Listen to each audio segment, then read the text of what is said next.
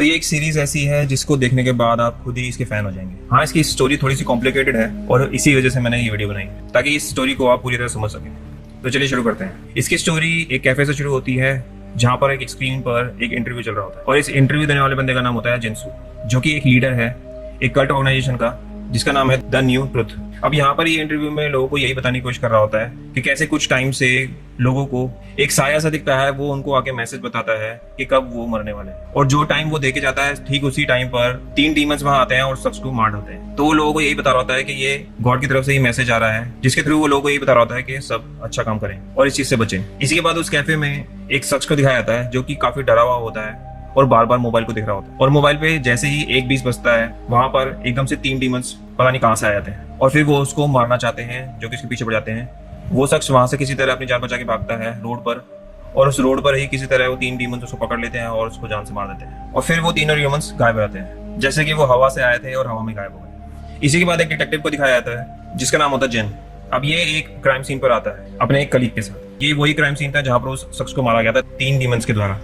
और यहाँ पर पुलिस वाले कुछ भी नहीं ढूंढ पा रहे होते, इनको कुछ भी नहीं मिलता कि कौन आके इसको मार गया। उसी जगह पे एक सेमिनार चल रहा होता है जिसको हैंडल कर रहा होता है जिनसू। और जिनसू यहाँ पर भी लोगों को यही बताने की कोशिश कर रहा होता है कि ये सारा गॉड एक्ट है और जो भी बुरे कर्म करता है या फिर बुरे क्राइम करता है उसको गॉड के जरिए मैसेज मिलता है और फिर उसको मार दिया जाता है इन 3 डीमंस के द्वारा। डिटेक्टिव जिनसू के पास भी आता है और उससे पूछताछ करता है जहाँ पर जिनसू उसको यही बोलता है कि इसमें पुलिस को बिल्कुल भी इंटरफेयर नहीं करना चाहिए क्योंकि ये गॉड एक्ट है। इसी के बाद डिटेक्टिव नोटिस करता है कि उसकी बेटी भी इसी ग्रुप में काम कर रही होती है। इस पर जिनसू डिटेक्टिव को यही बोलता है कि वो जानता है कि वो उसकी बेटी है और वो अपनी मर्जी से इस ग्रुप को ज्वाइन करने के लिए आई है, मगर आप इसको यहाँ से ले जा सकते हैं अगर आपको ये सब अच्छा नहीं लगता। साथ ही में जिनसू डिटेक्टिव को अपनी स्टोरी बताता है कि वो बचपन से ही ऑर्फन था, वो बचपन से ही अनाथ था, जिसके बाद बड़े होते होते उसने काफी दिक्कतें झेली और वो हमेशा से मरना चाहता था, मगर वो किसी को भी ये नहीं दिखाना चाहता था कि उसने सुसाइड करा है। तो इसलिए वो पहाड़ियों पे चले जाता है ताकि वहां पर वो मरेगा तो किसी को पता भी नहीं चलेगा कि इसका रीजन क्या था और ना ही वो सुसाइड लगेगा।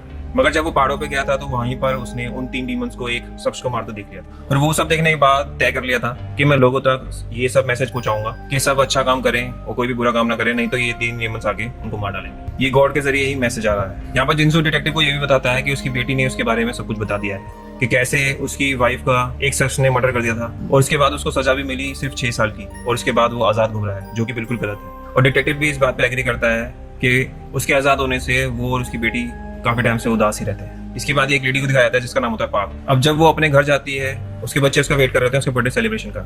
यहाँ पर इसका बेटा वीडियो बना रहा होता है और बेटी केक लेके खड़ी होती है। अब यहीं पर अचानक से एक साया आता है और पार्क के बारे में प्रेडिक्शन करके जाता है कि 5 दिन बाद ठीक 3 बजे उसको मार दिया जाएगा और ये सब वीडियो में रिकॉर्ड हो चुका था। इसके बाद एक शख्स दिखाया जाता है जो कि ऑनलाइन वीडियोस बना रहा होता है और लाइव होता है। इसने अपना एक ग्रुप बनाया होता है जिसका नाम होता है एरोहेड। अब ये शख्स भी कभी द न्यू ट्रुथ ग्रुप का हिस्सा हुआ करता था, मगर इसने अब एरोहेड नाम से एक ग्रुप बना लिया है जिसमें ये खून खराबाई करने के लिए बोलते हैं और गुंडागर्दी करते हैं। ये एक तरह से उन लोगों का लीडर होता है। तो यहाँ पर ये ज्यादातर क्रिमिनल लोगों का रिकॉर्ड शेयर कर देता है ताकि इसके ग्रुप के बंदे बाहर निकले और उसको मार डालें या फिर उसको नुकसान पहुंचाएं। तो ऐसे में यहाँ पर ये मैसेज देता है कि कैसे एक शख्स है जो कि अपनी नॉवल के जरिए ये मैसेज फैला रहा है कि जो द न्यू ट्रुथ है उसकी बोली बातें सारी गलत है और जो वो 3 डीमंस आते हैं वो गॉड के जरिए भेजे नहीं है।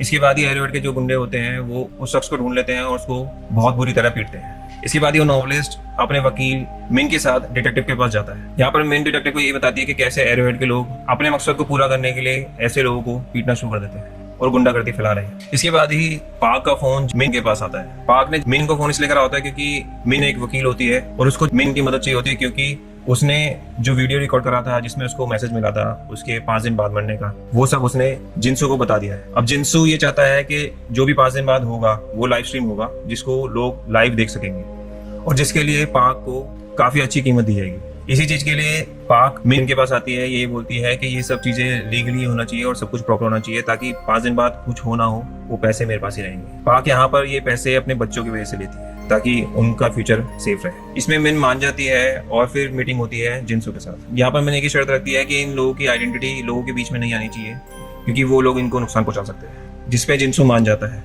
और जिनसू यहाँ पर पाक से एक ही चीज पूछता है कि तुमने ऐसा क्या किया था कि ये 3 डीमंस तुमको मारने के लिए आ रहे हैं। इस पर मेन पाक को ये बोलती है कि तुमको इसका जवाब देने की जरूरत नहीं है। इसके बाद ही मेन डिटेक्टिव को भी इस चीज में इंक्लूड कर लेती है और यहीं पर डिटेक्टिव के साथ उसका कलीग भी होता है जो कि ये सारी बातें सुन रहा होता है, यानी कि पाक की सारी इन्फॉर्मेशन और उसका एड्रेस और उसके बच्चों के बारे में। और यही सारी इन्फॉर्मेशन वो एरोहेड को दे देता है क्योंकि वो एरोहेड का ही एक मेंबर होता है। अब मेन ने तो ये प्लान बनाया होता है कि वो उसके बच्चों को किसी तरह इस कंट्री से बाहर भेज देगी अपने कजन के पास मगर जैसे ही इन्फॉर्मेशन लीक हो जाती है उसके बाद मिन उनको बचाने में लग जाती है और किसी तरह उसके पाक के बच्चों को कंट्री से बाहर कजन के पास भेज देती है, लोगों से छुपते छुपाते हैं। इसी बात डिटेक्टिव के पास कॉल आता है उसकी बेटी का, जो कि बोलती है कि मैं अपने एक दोस्त के पास नाइट स्टे करूंगी। मगर डिटेक्टिव की बेटी एक्चुअल में जिंसू के साथ होती है। यहाँ पर वो जिंसू को बताती है कि कैसे उसकी माँ का मर्डर हुआ था।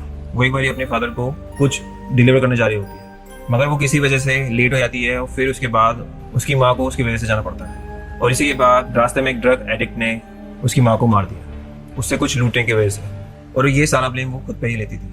अब जिंसू को पता होता है कि वो ड्रग एडिक्ट किधर रह रहा है। वो डिटेक्टिव की बेटी को वहीं लेके जाता है और उससे उसको बोलता है कि अपना बदला लेने के लिए, जिसके बाद डिटेक्टिव की बेटी उस ड्रग एडिक्ट को बेहोश कर देती है और फिर दोनों उसको वहां से ले आके एक जलती हुई भट्टी में डाल देते हैं। इसके बाद ही डिटेक्टिव की बेटी को बहुत ज्यादा सुकून मिलता है कि वो अपनी माँ का बदला ले चुकी है। अब इसके बाद ही डिटेक्टिव के बाद यही केस आता है कि उस शख्स की बॉडी पुलिस वालों को मिलती है, जिसके बाद डिटेक्टिव को पता चलता है कि ये मरने वाला शख्स वही था जो कि ड्रग एडिक्ट जिसने उसकी बीवी को मारा था। इसके बाद ही वो दिन आया था जब पाक को 3 डीमंस मारने के लिए आने वाले हैं। यहाँ पर कुछ सीट्स अरेंज कराई जाती है सबसे आगे कुछ वीआईपीज के लिए, जो कि सामने बैठ के ये सारा नजारा देखेंगे। यहाँ पर ऐसा माहौल बना दिया गया था जैसे कि कोई शो स्टार्ट होने वाला है। और दूसरी तरफ पाक काफी नर्वस हो जाती है क्योंकि इसका मौत का तमाशा देखने सब लोग आए थे। अब जैसे जैसे टाइम पास आ रहा होता है वैसे ही घबराहट बढ़ती आ रही होती है। अब जैसे ही टाइम पूरा होता है वहां पर 3 डीमंस एकदम से कहीं से आ जाते हैं और पाक को मारना शुरू कर देते हैं। जिसके बाद वहां पर खड़ा डिटेक्टिव उसको बचाने की कोशिश भी करता है, मगर वो डीमंस को कुछ भी असर नहीं हो रहा था गोलियों का, और वो डीमंस में से एक डिटेक्टिव को घायल कर देता है। और इसके बाद ही वो तीनों मिलकर पाक को जान से मार देते हैं और फिर वहां से गायब हो जाते हैं। अब इस इंसिडेंट के बाद सभी लोग इस चीज पे विश्वास करने लगते हैं कि ये एक गॉड एक्ट ही है।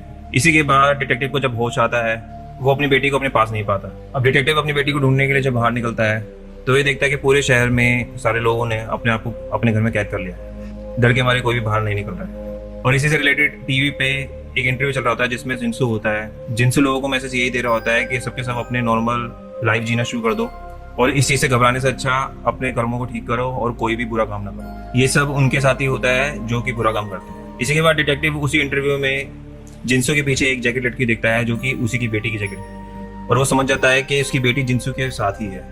और साथ ही में डिटेक्टिव को उसके मेल पर एक वीडियो सेंड होती है जो कि जिंसू की तरफ से आती है, जिसमें ये साफ साफ दिखाया जा रहा होता है कि उस ड्रग एडिक्ट को उसकी बेटी ने ही मारा है। अब डिटेक्टिव ये नहीं समझ पाता कि जिंसू उसको ये वीडियो क्यों भेज रहा है।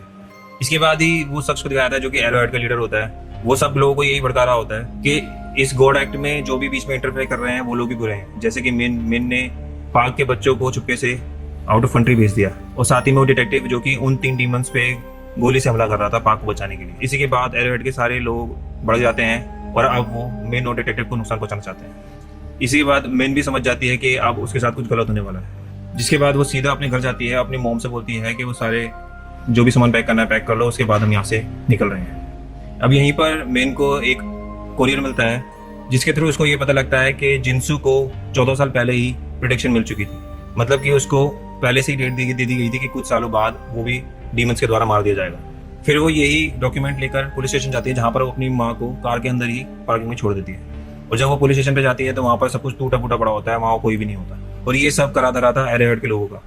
यहीं पर मेन को कॉल भी आता है उसके कलीग का कि कैसे एरोहेड के लोगों ने उसको मार मार के घायल कर दिया है। फिर मेन जल्दी से पार्किंग की तरफ भाग के जाती है जहाँ पर वो देखती है कि एरोहेड के कुछ लोग उसकी माँ को परेशान कर रहे हैं, गाड़ी से निकालने की कोशिश कर रहे हैं। और फिर वो इस चीज़ में कामयाब भी होते हैं, उसकी माँ को बाहर निकाल लेते हैं और मिन को और उसकी माँ को बहुत बुरी तरह पीटते हैं, जिसके बाद मिन की माँ काफ़ी ज़्यादा घायल हो जाती है। और जब वो उनको हॉस्पिटल लेके जाती है तो वहाँ पर वो दम तोड़ देती है। और जब वो हॉस्पिटल में जाती है तो यहाँ पर वो नोटिस भी करती है कि काफ़ी लोग उसको नफरत की निगाहों से देख रहे हैं, क्योंकि उसकी पिटने की वीडियो एरोहेड ने ऑलरेडी इंटरनेट पर डाल दी थी और ये बता दिया गया था कि ये गॉड एक्ट के खिलाफ है। मतलब कि मिन उन सब चीज़ों को नहीं मानती जिस पर एरोहेड विश्वास करते हैं। दूसरी तरफ डिटेक्टिव अपनी बेटी को ढूंढते हुए जिंसू के घर पहुंचता है, वहाँ पर उसको जिंसू नहीं मिलता। जिसके बाद वो घर से जब बाहर निकल रहा होता है तो वहाँ पर बाहर लोगों की भीड़ जमा हो रखी होती है जो कि डिटेक्टिव को ही पीटने के लिए वहाँ पर आए थे, क्योंकि एरोहेड के लोगों ने लोगों के मन में नफरत भरती थी डिटेक्टिव और मिन के खिलाफ। यहाँ पर लोग डिटेक्टिव को मारना शुरू करते हैं, जिसके बाद सडनली उसके फोन पर जिंसू का कॉल आता है जो कि डिटेक्टिव को अकेले बुलाता है एक जगह पर, अपना एड्रेस देके कि यहाँ पर मिलने आ जाओ। और यही कॉल वो सबको दिखाता है कि जिंसू का कॉल उसके पास आया, इसलिए लोग उसको छोड़ देते हैं। अब दूसरी तरफ मेन उस आदमी के पास जाती है जिसके जरिए उसके पास वो पार्सल आया था। इस आदमी के पास वो वीडियो भी होती है जिसमें जिंसू ने अपने बारे में सारी रियलिटी बताई थी। वो मेन को ये वीडियो दिखाता भी है और उसके बाद फिर उसको डिलीट कर देता है। उसके बाद मैंने उससे पूछते कि तुमने ये वीडियो डिलीट क्यों करा। उसके बाद वो शख्स उसको बताता है कि थोड़े दिन पहले ही जिनसू मेरे पास आया था और उसने मुझे ऑफर दिया था कि अगर तुम मेरे सारे डॉक्यूमेंट्स डिलीट कर दोगे तो मैं तुमको द न्यू ट्रुथ का लीडर बना दूंगा। ये सुन के मीन उदास रहती है और उसके बाद वो बाहर जाने लगती है और बाहर वो देखती है कि काफ़ी लोगों ने उसको घेर रखा है, जो कि एरोहेड के ही गुंडे होते हैं। फिर उसको वो पीटने लगते हैं। यहाँ पर ये लोग उसको अधमरा करके वहाँ पर छोड़ के चले जाते हैं। दूसरी तरफ डिटेक्टिव वहीं पहुंचता है जहाँ पर जिनसू ने उसको बुलाया था। यहाँ पर उसको जिनसू सामने चेयर पे बैठा हुआ दिखता है। यहाँ पर जिनसू उसको बताता है कि 14 साल पहले मेरी प्रेडिक्शन हो चुकी है और वो प्रेडिक्शन 10 मिनट बाद खत्म हो जाएगी, यानी कि 10 मिनट बाद वो 3 डीमंस आके उसको मारना शुरू कर देंगे। यहाँ पर जिनसू बोलता है कि जैसे कि मैंने पूरी जिंदगी इसी वजह को ढूंढने में निकाल दी कि मैंने ऐसा कौन सा बुरा काम करा है जिसकी वजह से वो 3 डीमंस मुझे आके मार देंगे, और पूरी जिंदगी डर में निकाली, और इसी वजह से मैं भी चाहता हूँ कि बाकी लोग भी इसी डर में जिए और कोई भी बुरा काम ना करे। अब यहाँ पर डिटेक्टिव पूछता है कि उसकी बेटी कहाँ है, जिसमें जिनसू उसको ये बोलता है तुमको टेंशन लेने की जरूरत नहीं है, तुम्हारी बेटी तुम्हारे घर पे ही वेट कर रही होगी। और साथ ही में 2 ऑप्शंस डिटेक्टिव के सामने रखता है कि तुम्हारे पास 2 ऑप्शन है, या फिर तो तुम मेरी वीडियो बनाकर इंटरनेट पर अपलोड कर दो कि कैसे उसको भी तीनों डीमंस ने मारा है, जिसके बाद लोगों का विश्वास द न्यू ट्रुथ पर से हट जाएगा, मगर मैं भी साथ में तुम्हारी बेटी की वीडियो अपलोड कर दूंगा, जिसके बाद तुम्हारी बेटी को पुलिस वाले हिरासत में ले लेंगे। और दूसरा ऑप्शन ये है कि तुम इसके बारे में किसी को भी नहीं बताओगे कि मेरे साथ क्या होगा। इसी के बाद टाइम पूरा होता है और वहाँ पर वो 3 डीमंस आते हैं और जिनसू को जान से मार देते हैं। इसी के बाद डिटेक्टिव अपने घर पहुंचता है जहाँ पर उसको उसकी बेटी मिल जाती है, और फिर स्टोरी शिफ्ट होती है 4 साल बाद की स्टोरी पर।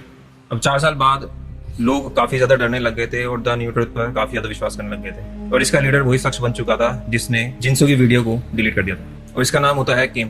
अब इन लोगों ने एक वीडियो बनाई होती है जिसके जरिए वो लोगों को ये मैसेज दे रहे होते हैं कि कैसे उनको अगर कोई प्रेडिक्शन मिलती है तो उनको नहीं छुपाना चाहिए, द न्यू ट्रुथ वालों को बताना चाहिए ताकि वो उनकी मदद कर सकें। और साथ ही में जो पार्क का घर होता है उसको बिल्कुल म्यूजियम की तरह बना दिया गया होता है। अब इसी ऑर्गेनाइजेशन में एक प्रोडक्शन टीम होती है जो कि एक वीडियो एडिटिंग पे काम कर रही होती है। इस वीडियो को पसंद नहीं करा जाता। अब ये सारा वीडियो एडिटिंग का काम एक शख्स को दिया जाता है जिसका नाम होता है बे। बे इस पे दिन रात काम कर रहा था, मगर फिर भी ये वीडियो पास नहीं हो पा रही, और उसका अभी एक बच्चा पैदा हुआ था। बे को इतना ज्यादा बिजी कर रखा था कि वो अपने बच्चे से भी नहीं मिल पा रहा था। इसी वजह से वो काफी परेशान होता है और अपने कलीग से जाके हेल्प मांगता है कि वो भी उसकी मदद करे, जिसकी वजह से वो अपनी फैमिली को भी टाइम दे पाए।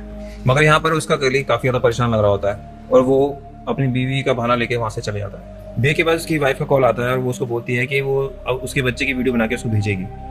अब क्योंकि इनका बेबी एक अलग से रूम में होता है हॉस्पिटल में, क्योंकि वो पैदा होने के बाद से ही थोड़ा बीमार था, जिसके बाद जब बे की वाइफ अपने बच्चे की वीडियो बना रही होती है तो वहाँ पर सामने से एक साया आता है जो कि उसको प्रेडिक्शन दे रहा होता है कि वो 5 दिन बाद मर जाएगा। दूसरी तरफ बे अपनी कार में होता है जहाँ पर उसके पास उसके कलीग की वाइफ का कॉल आता है और उसको वो बताती है कि काफ़ी दिनों से वो काफ़ी ज़्यादा परेशान रहता है और आज घर पे भी नहीं आया। मगर बे का कलीग तो उसको ये बोल के गया था कि वो अपनी बीवी के पास ही जा रहा है, जिसके बाद बे को थोड़ा बहुत आइडिया होता है कि वो कहाँ मिलेगा। जिसके बाद वो उसी जगह पे जाता है जहाँ पर उसका फ्रेंड होता है, मतलब कि कलीग होता है, जहाँ पर अकेला बैठे रो रहा होता है। यहाँ पर आके बे जब अपने कलीग को पूछता है कि यहाँ पर अकेला क्यों बैठा हुआ है, वो उसको बताता है कि उसको भी प्रेडिक्शन मिल चुकी है और अगर इसके बारे में न्यू ट्रुथ को पता लग गया तो वो उसकी फैमिली को भी परेशान करना शुरू कर देंगे और उसको भी नहीं छोड़ेंगे। इसलिए उसने एक फर्म को कॉल कराया है जो कि ये सारे सबूत मिटा देगी, कुछ ना कुछ बहाना बना के कुछ और साबित कर देगी, जिसके बाद उसकी फैमिली को भी कोई परेशानी नहीं होगी। और इसी के बाद वहाँ पर 3 डीमंस आते हैं और उस कलीग को मार देते हैं। अब जो फर्म आता है, यानी कि कुछ लोग आते हैं जो कि ग्रुप का हिस्सा होता है जिसका नाम होता है सूडो। इसी ग्रुप में एक प्रोफेसर होता है जो कि बे को बोलता है कि इसके बारे में तुमको किसी को भी नहीं बताना है, नहीं तो तुम भी मुसीबत पड़ जाओगे। ऑफिस को इंजेक्शन देके बेहोश करके एक सुनसान जगह पे छोड़ देते हैं, जिसके बाद जब बे होश में आता है वो सीधा अपने बच्चे से मिलने के लिए हॉस्पिटल में जाता है। यहाँ पर उसकी वाइफ उसको वो वीडियो दिखाती है जहाँ पर उसकी बेबी को प्रेडिक्शन मिला था। अब जिस साइड पे बे के दोस्त को मारा गया था उस साइड पे द न्यू ट्रुथ वाले भी पहुंच जाते हैं। यहीं पे इनको सूडो ऑर्गेनाइजेशन का कार्ड मिलता है और साथ ही में एक और शख्स का पता लगता है जिसको प्रेडिक्शन मिली है। जब उस बंदे के पास ये लोग जाते हैं तो वो बताता है कि वो भी एक सूडो फॉर्म का ही मेंबर है। उसने उन लोगों को इसलिए ज्वाइन करा था ताकि उसको जो प्रेडिक्शन मिली थी उसके बाद अगर उसके साथ कुछ भी होता है तो किसी और को कुछ भी ना पता लगे। इसी के बाद एक मीटिंग होती है जिसमें न्यू ट्रुथ के लीडर को भी दिखाया जाता है और उसको ये पता लगता है कि एक सूडो नाम का फॉर्म है जिसकी लीडर का नाम मिन है और ये मिन वही लॉयर है और वो अभी भी जिंदा है। यहाँ पर चेयरमैन किम अपने लोगों को यही समझाता है कि मिन हम लोगों को चैलेंज दे रही है और गलत मैसेज फैला रही है, जिसकी वजह से हमको उन सबको पढ़ के लाना पड़ेगा। अब दूसरी तरफ बे उसी प्रोफेसर को ढूंढ रहा होता है जिसने उसको मैसेज दिया था कि किसी को कुछ भी मत बताना। वो किसी तरह उसका एड्रेस निकाल लेता है और उसके तक पहुंच जाता है। यहाँ पर आके वो प्रोफेसर से यही बोलता है कि उसके बच्चे को भी प्रेडिक्शन मिली है, जबकि वो तो अभी पैदा हुआ है, उसने ना ही कोई पाप करा है, तो फिर इसको ये प्रेडिक्शन क्यों मिली। यहाँ पर प्रोफेसर यही बताता है कि लोगों के बीच में गलत इंफॉर्मेशन न्यू ट्रुथ के जरिए डाली गई है ऐसा कुछ भी नहीं है कि सिर्फ पापियों को ही ये मैसेज मिल रहे हैं। इसी के बाद ये लोग मिलते हैं लॉयर मिन से। यहाँ पर मिन बे को ये बताती है कि जिसने इस ऑर्गेनाइजेशन का शुरू करा था यानी कि जिनसू ने, वो खुद ही 4 साल पहले मर चुका है उन्हीं डीमंस के जरिए। और ये लोगों ने ही लोग इन मन में ये बात डाली है कि सिर्फ पापियों को ही वो डीमंस मार रहे हैं, बल्कि ऐसा कुछ भी नहीं है। और इसी चीज़ को गलत साबित करने के लिए मैं तुमसे परमिशन मांगती हूँ कि तुम्हारे बच्चे की लाइव वीडियो स्ट्रीमिंग करनी पड़ेगी, ताकि लोगों का इस गलतफहमी से पर्दा उठ पाए। जिस बात को सुन के बे गुस्सा हो जाता है। मैं बे उसको विश्वास दिलाती है कि जब तक तुम्हारी मर्जी नहीं होगी ये चीज़ नहीं होगी। और साथ ही में मैंने ये भी बोलती है कि कैसे 4 साल पहले पाक की जब लाइव स्ट्रीमिंग हुई थी, जिसके जरिए लोगों के मन में ये बैठ गया था कि ये गॉड एक्ट है, उस टाइम पे उसको कुछ भी करके वो लाइव स्ट्रीमिंग रुकवानी चाहिए थी। और इसी वजह से मैन अपने आप को आज भी गुनहगार मानती है। और प्रोफेसर भी बताता है कि कैसे उसकी बेटी को भी प्रेडिक्शन मिला था 30 सेकंड बाद का ही, जिसके बाद 30 सेकंड बाद ही उसको मार दिया गया था। दूसरी तरफ एरोहेड के लोगों ने सूडोफॉर्म के एक बंदे को अगवा कर लेते हैं। उस बंदे को इतना मारा जाता है कि वो प्रोफेसर के बारे में बता देता है। और फिर वो एरोहेड के लोग प्रोफेसर को भी ढूंढ लेते हैं और उसको बहुत बुरी तरह पीटते हैं। प्रोफेसर से बहुत ज्यादा कोशिश करी जाती है इन्फॉर्मेशन निकलवाने की, मगर वो कुछ भी नहीं बताता। मगर वो उसकी सारी इन्फॉर्मेशन के वो कहाँ गया था वो सारी निकाल लेते हैं। और जिसके बाद एरोहेड के लीडर का मैसेज आता है कि प्रोफेसर को मार दो, जिसके बाद उसको मार देते हैं। अब एरोहेड के लोगों का मेन शिकार होता है मेन, मगर मेन किसी तरह उस लोकेशन से भाग जाती है और साथ ही में सारे सबूत को भी मिटा के चले जाती है। दूसरी तरफ बे अपनी वाइफ के साथ होता है। वो उसको बताता है कि वो सूडो ग्रुप वाले लोगों से मिला था और उन लोगों ने उसको विश्वास दिलाया है उसके बच्चे की लाइव वीडियो बनवा के लोगों के नजर में से ये सारी चीजें हटा देंगे जो कि एरोहेड और न्यू ट्रुथ के लोगों ने फैला रखी है। अब अगले दिन बे जब अपने ऑफिस में होता है, वहां पर भी न्यूज में देखता है कि कैसे प्रोफेसर को मार दिया गया है और साथ ही में सूडो ग्रुप को बदनाम कराया जाता है। इसके बाद ये बे मेन को कॉल करता है। वो उसको बताता है कि प्रोफेसर को मार दिया गया है, जिस पर मेन उसको ये बोलती है कि वो अपनी बीवी के साथ ही रहे। इसके बाद ये बे जब अपनी वाइफ को कॉल करता है तो उसको पता लगता है कि उसकी वाइफ तो अपने बच्चे को लेकर न्यू ट्रुथ ग्रुप के पास जा रही है, ताकि उनके पास जाके वो पता कर सके उसके बच्चे के साथ ये सब क्यों हो रहा है। अब बे की वाइफ जब न्यू ट्रुथ के ग्रुप के लोगों को वो वीडियो दिखाती है तो वो लोग भी काफी हैरान हो जाते हैं। इसके बाद ही वो ये साजिश रचते हैं कि ये वीडियो किसी भी तरह वायरल नहीं होनी चाहिए, नहीं तो लोगों का विश्वास न्यू ट्रुथ के ऊपर से हट जाएगा। वो बे की वाइफ को उसके बच्चे से अलग करने की कोशिश करते हैं। न्यू ट्रुथ कल्ट की बिल्डिंग में एकदम से काफी सारे रिपोर्टर्स भी आ जाते हैं और इसका रीजन नहीं पता था कि एकदम से ये क्यों आ गए। और यहीं पर एक शख्स आता है जो कि बोलता है कि 10 मिनट बाद उसकी प्रेडिक्शन होने वाली है, यानी कि उसके पास वो 3 डीमंस मारने के लिए उसको आने वाले हैं। इस भीड़ का फायदा उठा के मेन और बे वहां से किसी तरह बिल्डिंग के अंदर घुसते हैं और ये रिपोर्टर्स भी कहीं ना कहीं मेन के द्वारा भी इकट्ठे करे गए थे ताकि इन लोगों का ध्यान भटका सके। अब यहाँ से मेन इन लोगों को निकालने में कामयाब आती है, यानी कि बे की वाइफ और उसके बच्चे को। और फिर ये इन लोगों को एक घर पर लेके जाती है। जिसके घर पे लेके जाती है ये एक बंदा होता है जिसको 3 साल पहले ही प्रेडिक्शन मिल चुकी थी। अब यहाँ पर पहुंचते ही मेन बे और उसकी वाइफ से यही बोलती है कि तुम लोगों को डिसाइड करना पड़ेगा कि उनको वीडियो बनाने की इजाजत है या नहीं। यहीं पे जो शख्स होता है जिसका घर ये होता है वो उनको बताता है कि वो पहले कभी ऑनलाइन काम करा करता था, तो अगर वीडियो बनाते हैं तो वो किसी तरह इस वीडियो को वायरल करवा देगा। इसी के बाद बहुत बड़ी चीज पता लगती है कि ये शख्स और कोई नहीं बल्कि वही बंदा था जो कि एरोहेड को लीड करता था। इसके बाद ही वो शख्स अपने घर से बाहर निकलता है और किसी तरह न्यू ट्रुथ के ग्रुप को कॉल करता है। उनको बताता है कि जो बच्चा उनको चाहिए वो मेरे पास है। इसके बाद ही जो चेयरमैन केम होता है वो किसी तरह इस बात को संभालता है और उसको अपने बहकावे में लाने की कोशिश करता है कि कैसे तुम अगर ये काम नहीं करोगे तो ये गॉड के अगेंस्ट होगा और तुमको उस बच्चे के मरने के बाद सारे सबूत मिटाने पड़ेंगे, क्योंकि 5 मिनट बाद तुम्हारी प्रेडिक्शन हो रही है और तुमको न्यू ट्रुथ को बचाने के लिए ये सब करना पड़ेगा। जिसके लिए वो मान जाता है। उसके बाद ही वो पागल वाली हरकतें करने लगता है जैसे कि वो ऑनलाइन करता था। अब वो बे पर और उसके बच्चे पर हमला करना शुरू कर देता है। यहाँ पर किसी तरह मिन आकर इनको बचा लेती है उस बंदे से, मगर अब टाइम हो चुका था और वहां पर वो डीमंस आ जाते हैं उस बच्चे को मारने के लिए।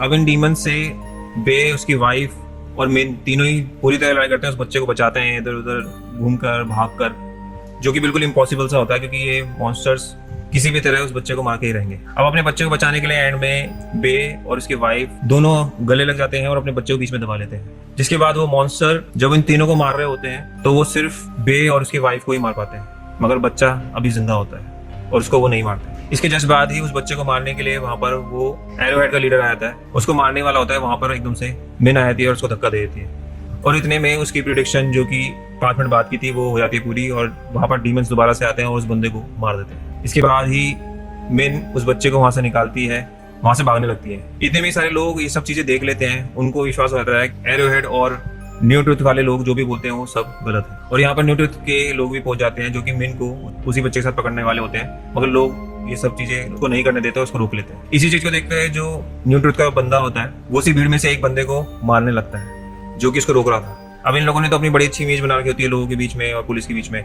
मगर जब वो देखते हैं कि भाई ये एक शख्स को मार रहा है बहुत ही ज्यादा बेरहमी से, उसके बाद यहाँ पुलिस आती है और उस बंदे को गिरफ्तार कर लेती है। दूसरी तरफ मिन उस बच्चे के साथ एक टैक्सी में बैठ जाती है। अब ये टैक्सी ड्राइवर मिन से बोलता है कि ये इंसानों की दुनिया बहुत ही अजीब है, और ये बोलने के बाद ही उस ड्राइवर की शक्ल नहीं दिखाई जाती, सिर्फ शीशे में आंखें दिखाई जाती है और साइड से चेहरा दिखाया जाता है। तो हो सकता है आगे की सीरीज में ये भी कोई इंपॉर्टेंट बंदा हो। अब अगले सीन में पार्क का घर दिखाया जाता है जिसको पूरी तरह म्यूजियम बना दिया गया था। यहाँ पर एकदम से कुछ अजीब सी हरकत हो रही होती है, जिसके बाद यही दिखाया जाता है कि यहाँ पर पार्क के जो भी पार्ट्स पड़े होते हैं उसमें वापस से जान आने लगती है और एकदम से पार्क वापस जिंदा हो जाती है।